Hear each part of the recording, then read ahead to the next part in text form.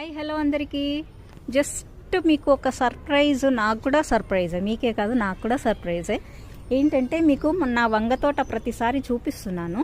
చాలా చిన్నగా ఉండే కదండి చెట్లు. చూడండి, ఈ వారం రోజులు వర్షాలకి అసలు ఎంత ఎదిగిపోయాయో.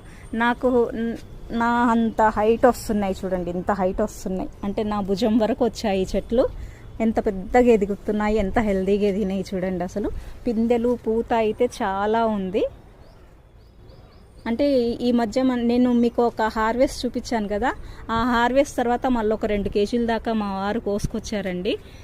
నాకు కోసే ఛాన్స్ ఇవ్వలేదు, వీడియో తీసే ఛాన్స్ ఇవ్వలేదు. ఈయన కోసుకొచ్చారు, ఒక 2 కేజీల దాకా వచ్చాయి. అసలు చెట్లు చూడండి ఎంత ఎదిగిపోయాయో, అసలు భలే భలే అనిపిస్తుంది చెట్లు చూస్తుంటే. చిన్న చెట్లు ఉండే చాలా పెద్దగా ఎదిగినాయి చూడండి. మీకు వంకాయలు కూడా అక్కడక్కడ పిందెలు కనబడుతున్నాయి కదా. ఒక 2 రోజులైతే ఇవి మొత్తం మనకు హార్వెస్ట్కి వచ్చేస్తాయి.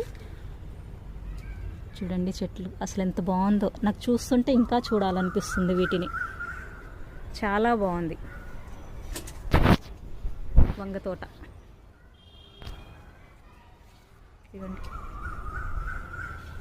ఇదిగోండి చూసారా, మా గార్డెన్లోకి కోతి వస్తుంది, తినేసి వెళ్ళింది. ఈ మధ్య కోతి రావడం స్టార్ట్ అయింది. ఇదిగోండి, ఇవైతే మరీ చిన్న మొక్కలు. భలే ఉందండి, చూస్తున్నా కొద్ది చూడాలనిపిస్తుంది. చాలా బాగుంది వంగ తోట.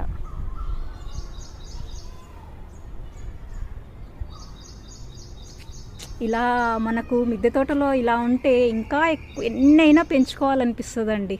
ఇంత బాగుంటే మొక్కలు మాత్రం ఏ రోగం అంటే ఏ పురుగు అట్లా లేకుండా ఉంటే ఎన్ని మొక్కలైనా ఎన్ని కూరగాయలైనా పండించుకోవాలనిపిస్తుందండి ఇట్లా చూస్తే మాత్రం.